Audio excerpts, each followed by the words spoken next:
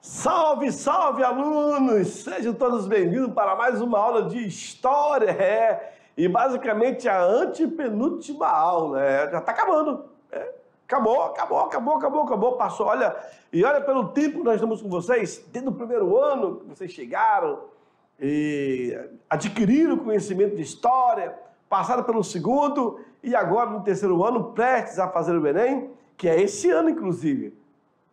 E aí? Estão preparados? Será? Está preparado mesmo? Olha, hein? Esse ano vai ser caveira.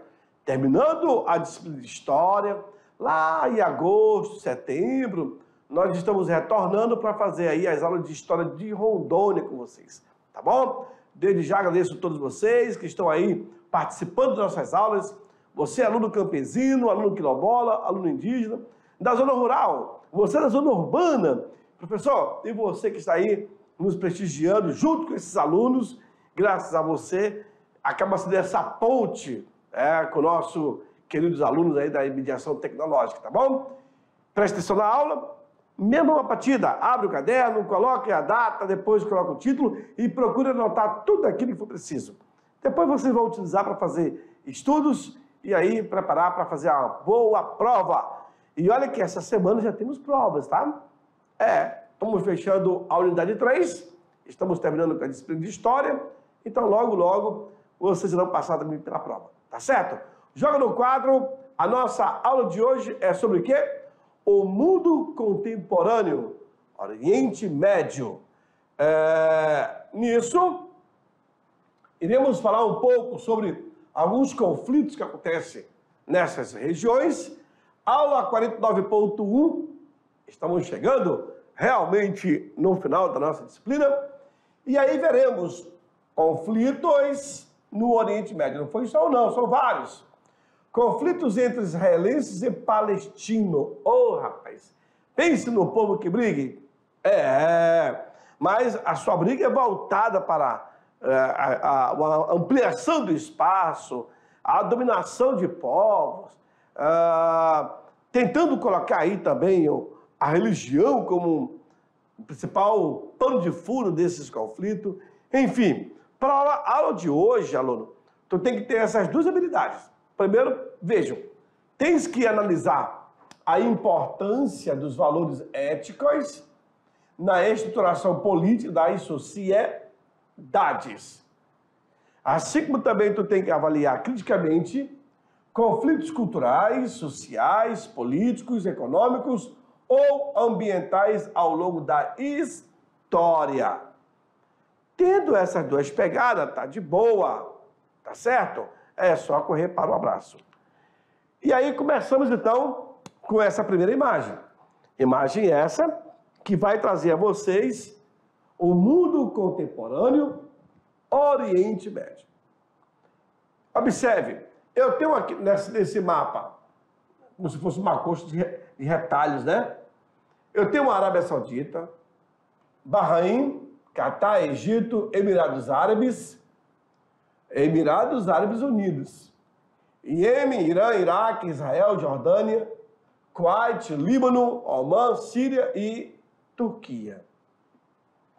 E é justamente sobre esse território que a nossa aula vai focar. Preste bem atenção o que vai acontecer aí. O petróleo, ele vai ser o principal produto da economia dos países do Oriente Médio. Sabia disso, aluno? O petróleo. Se não me falha a memória, está aqui, já vai dizer. Nessa região está localizada a maior concentração mundial dessa fonte energética. 65%. Eu tinha lido em uma matéria que seria de 70%. Mas 5 a mais? 5 a mais, 1 a mais, já faz a diferença. Sabia disso? Mas 65 para 70 é a mesma coisa. Não é a mesma coisa. A diferença aí é extraordinária, é imensa. O petróleo acaba sendo o principal produto da economia desses países do Oriente Médio. E aí vocês verão, por exemplo, o Kuwait é uma das regiões que tem concentrado ali mais de... Aliás, vários poços de petróleo perfurado que acabam extraindo. E vocês vão ver também a razão pelo qual aconteceu a guerra. Claro, mediante esse produto. O petróleo, até hoje, né, move a economia. Por ser, então, considerado aí um bem para mais de 65% de todo o mundo, senhores. Nossa! Claro que aquela região também, ela é muito rica em achados arqueológicos. Aquela região do Irã, do Iraque, do Paquistão, nós temos ali achados de milênios, sabiam? Construções também de milênios.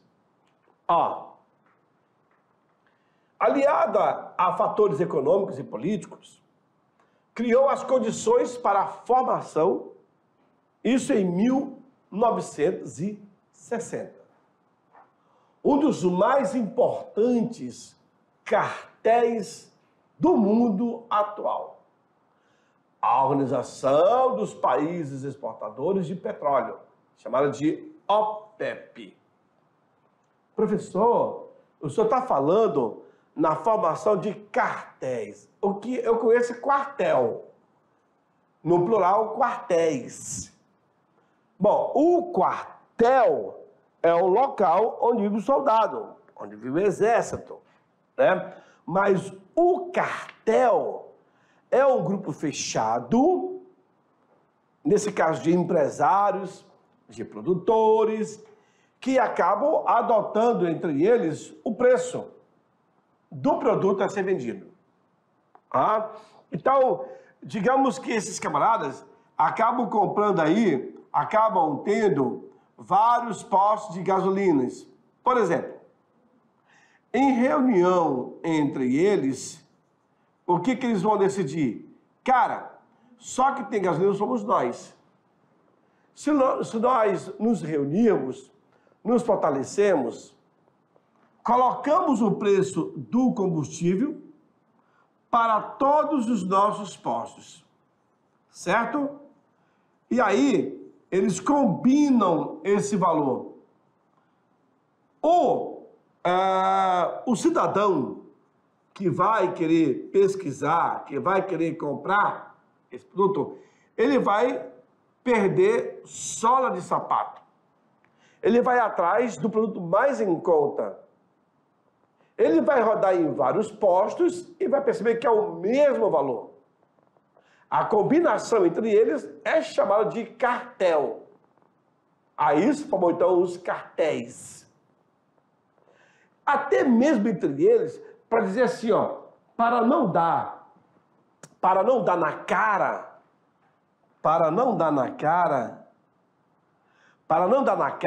o que eles fazem? Bom, essa semana o teu preço vai ser diferenciado.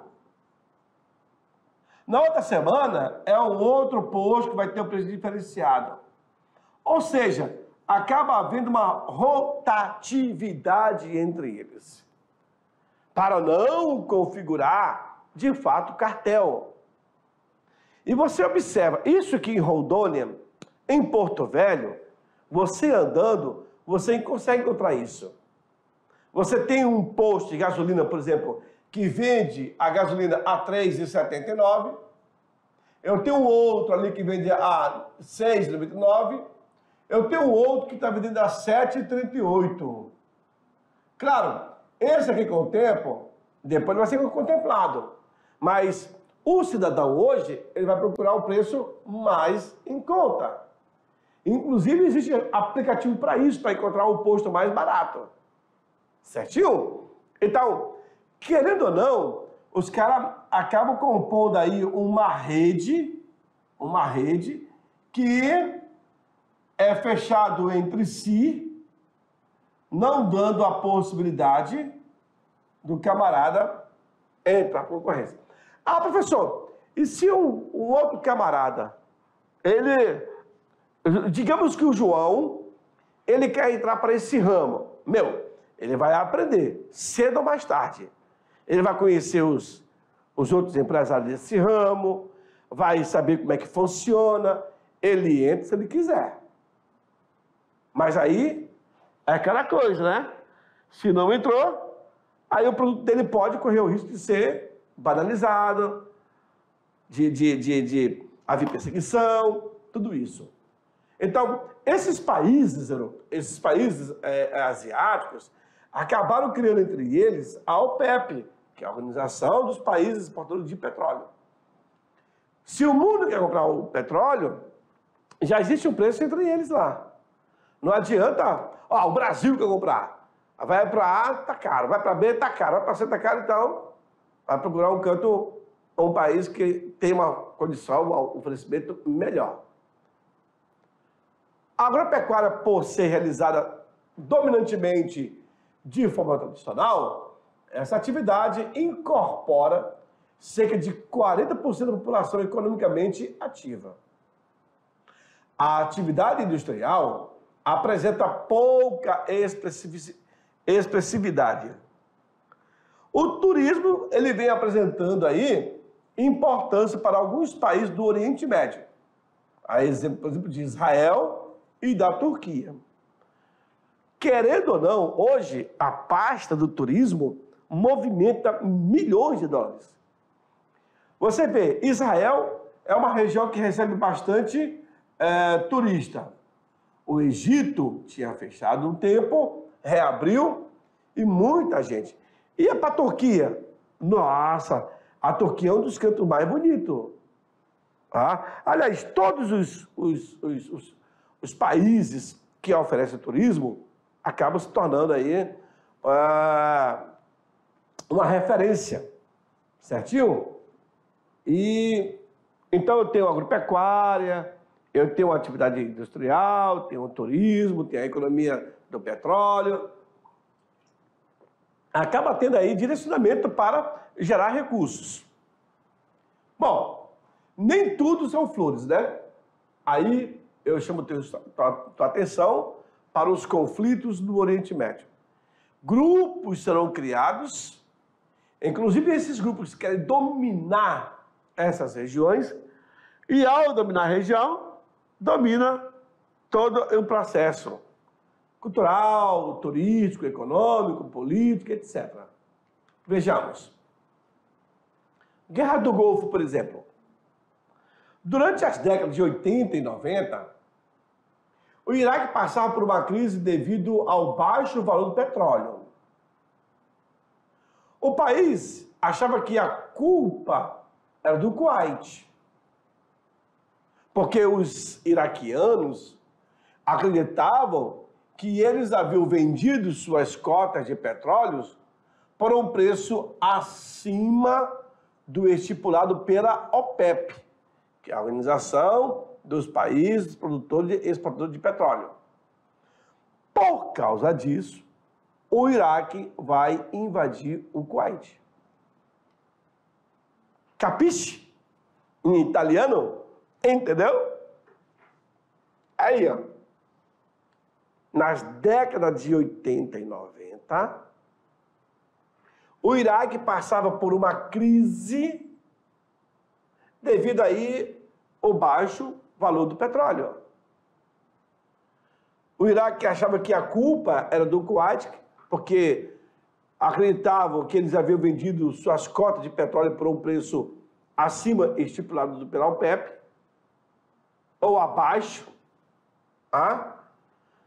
Por causa disso, o Iraque acaba invadindo o Kuwait.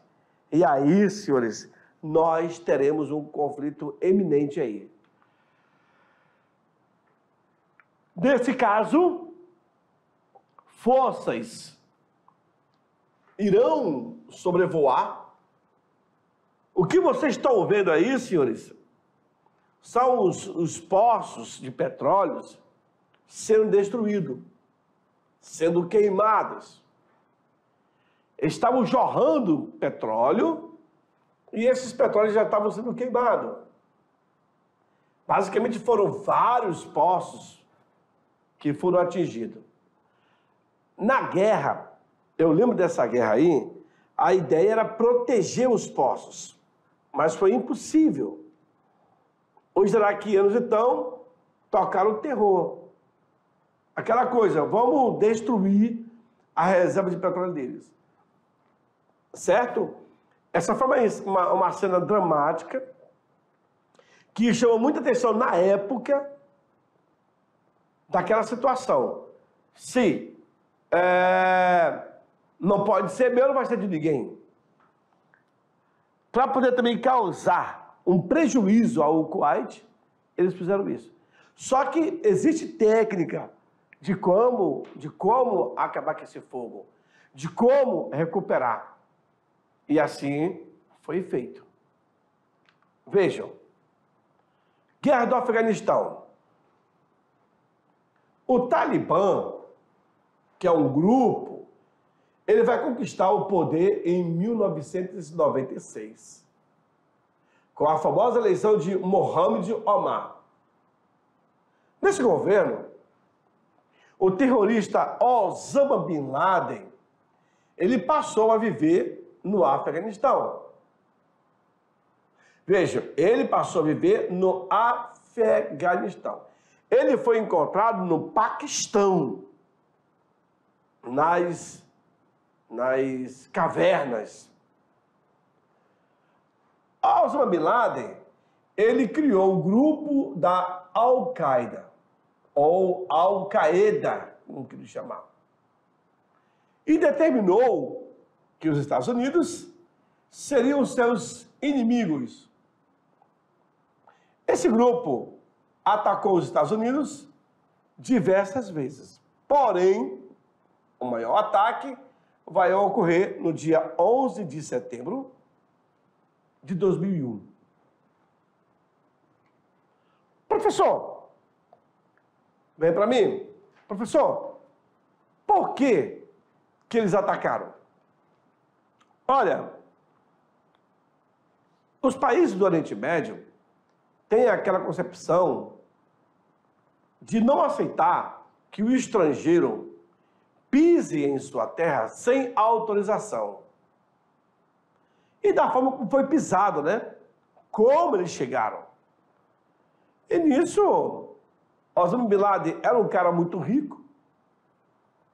Ele consegue juntar pessoas, convencê-las de que os americanos eram um inimigo mortal, e dali começou-se a projetar a ideia de libertar o Oriente desse povo americano. E não deu outra. O grupo que foi recrutado vão chegar ao ponto de se suicidarem. É carro-bomba, é moto-bomba, é homem-bomba. Tudo isso para ser eleito no Reino Celeste. Segundo o que falavam na época, a pessoa que morria teria direito a 70 virgens no paraíso. Mas é a interpretação de como eles liam o Alcorão. E isso se propagou muito, essa ideia de serem mártires, de morrer em prol de uma causa tão defensiva daquele povo. E não deu outra. Vários homens serão recrutados. Vários. E aí, Osama Bin Laden, principal líder, funda esse grupo Al-Qaeda e vão eleger, de fato, o inimigo número 1. No caso, os Estados Unidos. Fechou? Segue no quadro, vamos lá. E aí começa os ataques, por exemplo. Os americanos entram no solo do Oriente Médio, seja lá no Paquistão, no Afeganistão, no Kuwait, no Iraque, seja em qualquer região, para justamente tentar controlar e prender os seus líderes. Não será tarefa fácil, né? Não será tarefa fácil. E é uma cena muito típica aí. Os americanos vão investir muito, cara. Em armamentos, em tropas fora dos Estados Unidos. Era como se fosse uma honra poder ajudá-lo e dominar esse povo. Por isso que é necessário fazer uma leitura mais minuciosa. Vejam, como foi que se deu a invasão do Iraque? A invasão do Iraque ela foi justificada com a alegação de que Saddam Hussein possuía armas de destruição em massa.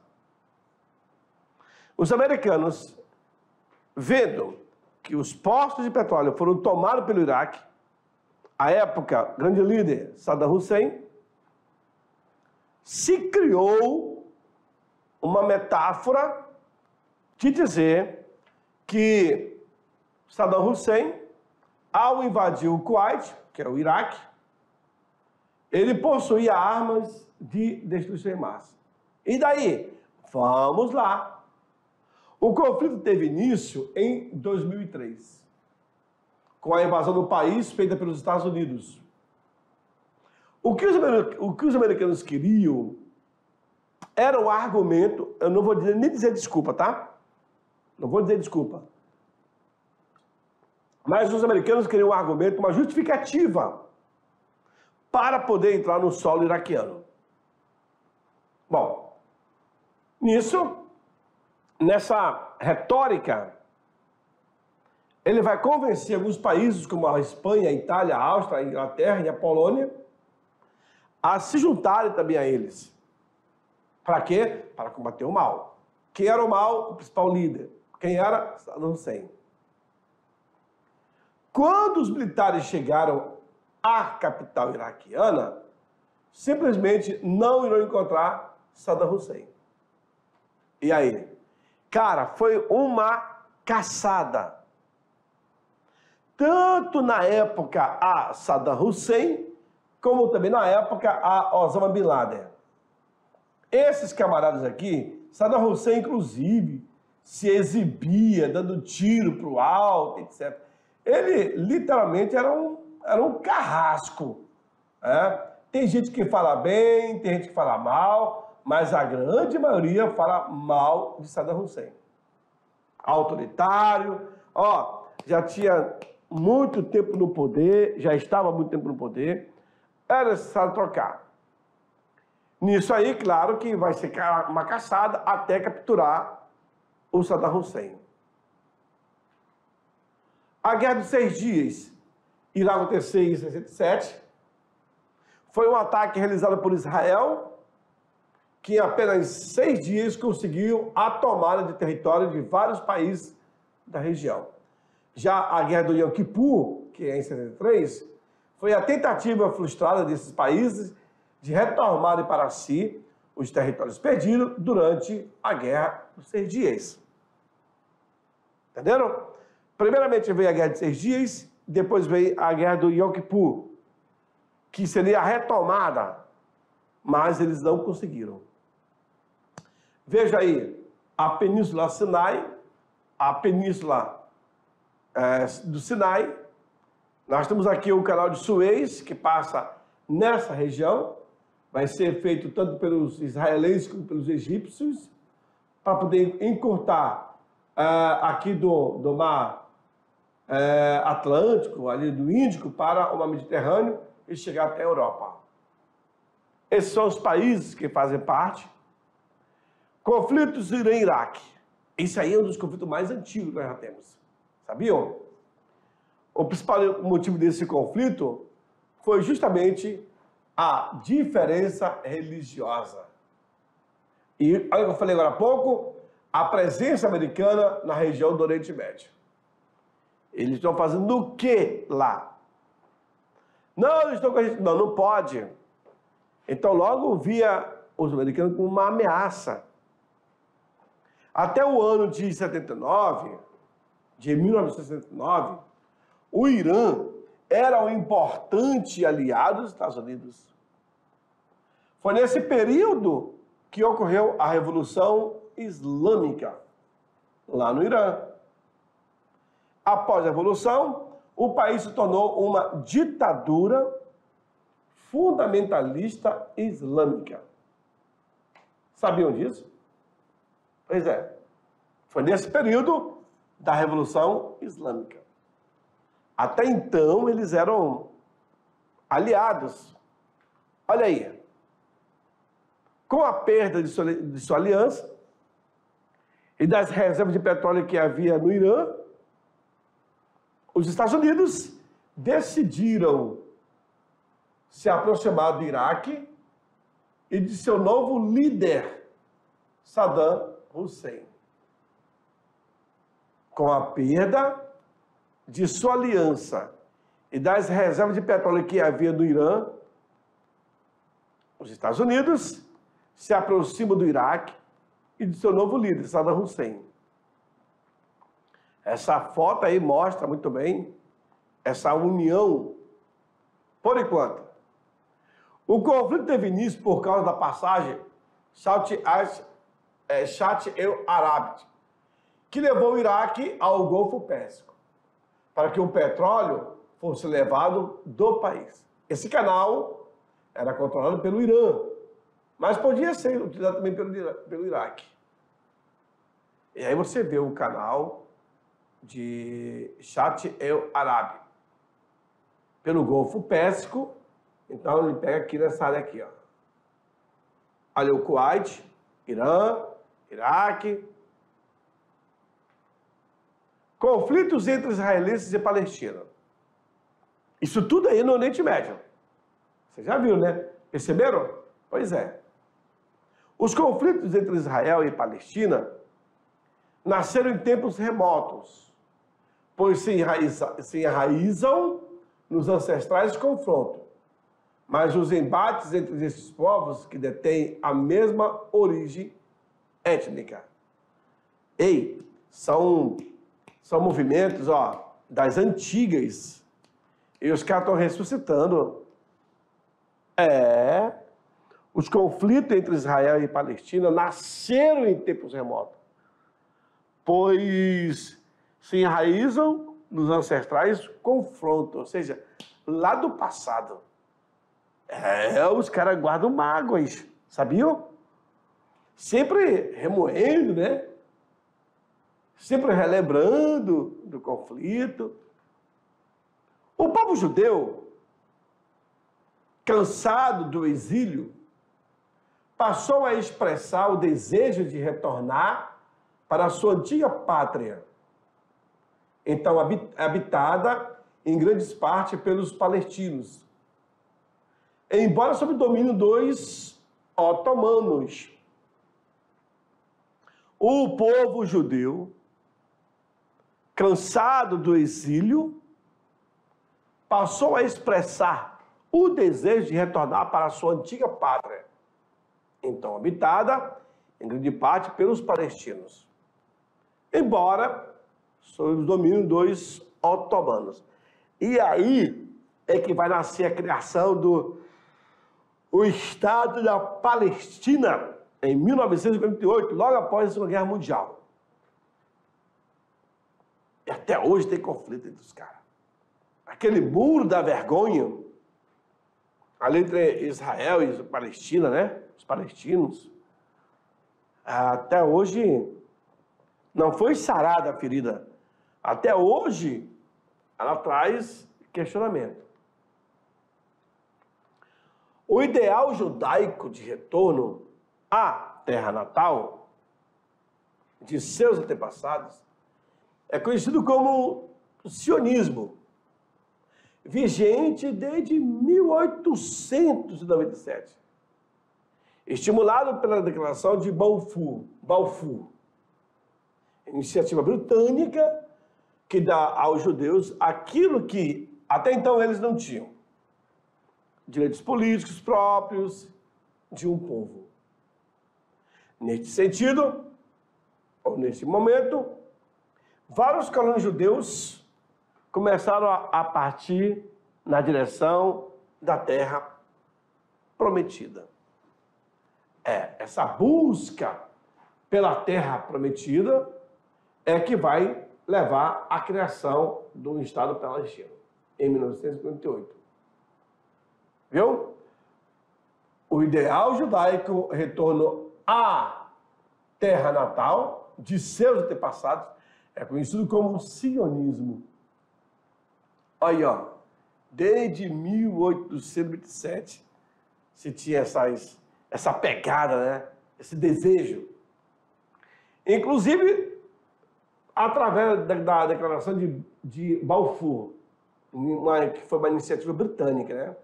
Que dá aos judeus aquilo que até eles mesmos não tinham, que era o direito político. Neste momento, vários colonos judeus começaram, então, a partir da direção da famosa Terra Prometida. Colonos judeus estão correndo em busca de um lugar fixo para poder ficar. A famosa Terra Prometida. Os obstáculos não foram fáceis. Eu coloquei uma imagem simbolizando essa passagem pelo deserto. Mas, basicamente, são turistas aí, que vocês estão vendo, né? De chapéu, para pegar. Mas o povo mesmo não tinha essas comodidades, essas regalias, né? E aí tocava o terror. Vai embora, vai buscar, vai em busca de uma terra onde pudesse viver e ter a dignidade. Depois do início da Segunda Guerra Mundial, com a perseguição do nazismo aos judeus, os problemas se agravaram, pois mais que nunca se desejavam retornar à Palestina, há muito tempo considerada como um território árabe. E aí começa a surgir o problema. Tida como território árabe, ali de Israel, ela é tida como território árabe. Porém, tem o Estado de Israel, que acaba tendo todo o domínio. E os palestinos vão querer parte desse território. Vocês vão entender que o Estado de Israel acaba tendo uma população menor e um Estado maior. Os palestinos terão uma população mais expressiva e terão o território menor. E é justamente isso que vai causar esse desconforto pelo aumento do território aos palestinos. E os israelenses não irão deixar. E é um conflito que se estende até os dias atuais. Sabiam disso? Pois é. Então a essência está aí, ó. Depois do início da Segunda Guerra Mundial, com a perseguição do nazismo de Adolf Hitler, os problemas se agravaram, pois mais que nunca eles desejavam retornar à Palestina. E vocês sabem que durante a Segunda Guerra Mundial, muitos judeus irão morrer nos campos de concentrações. Naquela região ali da Polônia, Tchecoslováquia, e eram em vários cantos. Em vários países eles montaram o campo de concentração. Tá? Olha lá. Os judeus anunciaram a criação do Estado de Israel. Egito, Jordânia, Líbano, Síria e Iraque se mobilizaram e deflagraram intenso ataque contra os israelenses. Por quê? Estavam em busca de terras. Os judeus anunciaram a criação do Estado de Israel. Aí Egito, os judeus anunciaram a criação do Estado de Israel, né? Aí o Iraque, juntamente com o Egito, Jordânia, Líbano e Síria, irão se mobilizar contra os israelenses. Para quê? A questão da terra. Isso é muito importante entenderem o que levou à causa da criação desse conflito, que foi, de fato, a demarcação do território, a criação do Estado. Inclusive, se busca a tentativa de uma criação do Estado palestino, né? Com autonomia. E a coisa cada vez mais piora. Sabe aquela coisa que você se mexer, fede? Pois é assim mesmo. Assim, o Egito conquista a faixa de Gaza, o Egito conquista a faixa de Gaza. A Jordânia obtém a área composta pela Cisjordânia e por Jerusalém Oriental. E pelo mapa, dá para tu perceber aqui, se o Egito está aqui, o Egito conquista a faixa de Gaza, que é essa parte aqui, a Jordânia obtém a área composta pela Cisjordânia, que é essa daqui, provavelmente essa daqui, e por Jerusalém Oriental. Então é tanto essa como também essa daqui, esse amarelo e esse azul, certo? E aí, senhores, os caras estão querendo ampliar o território. É uma conquista desenfreada, né? Veja aí como é que está. Como consequência dessa disputa, os palestinos são desprovidos de qualquer espaço. Como consequência dessa disputa, os palestinos, eles são desprovidos de qualquer espaço nesta região. Aí eu te chamo a atenção, aluno, pelo ano de 1947. Eu tenho lá em cima, num espaço maior, a Cisjordânia e aqui Jerusalém. O amarelo é o Estado judaico. Observe aqui na legenda. O Estado árabe é o de laranja, escuro.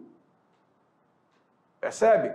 Em 49, 2 anos depois, olha só, Israel é toda essa área aqui, Observe que a faixa de Gaza, em 47, estava aqui, Hoje já está assim, já em 49, ela já mudou, Por quê? O Egito teria conquistado a faixa de Gaza.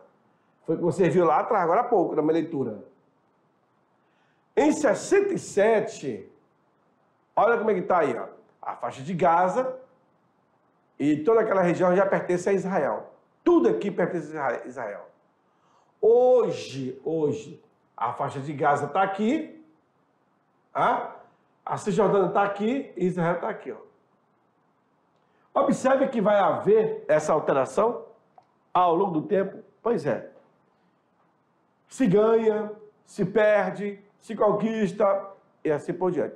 E até hoje, ainda estão nesse imbróglio aí de briga, de ataques, de movimentos que se fazem. Tudo isso para poder se manter naquele território, se apossar e dizer que é dono. Tá bom? Mas agora, eu irei ali para o intervalo. Daqui a pouco eu vou estar retornando com vocês para fazer aquela revisão de 5 minutos. Olha, não saia daí. É muito rápido, não dá nem tempo de tomar água ou ir ao banheiro. Tá certo? Daqui a pouquinho eu volto com a revisão de 5 minutos. Tchau, tchau.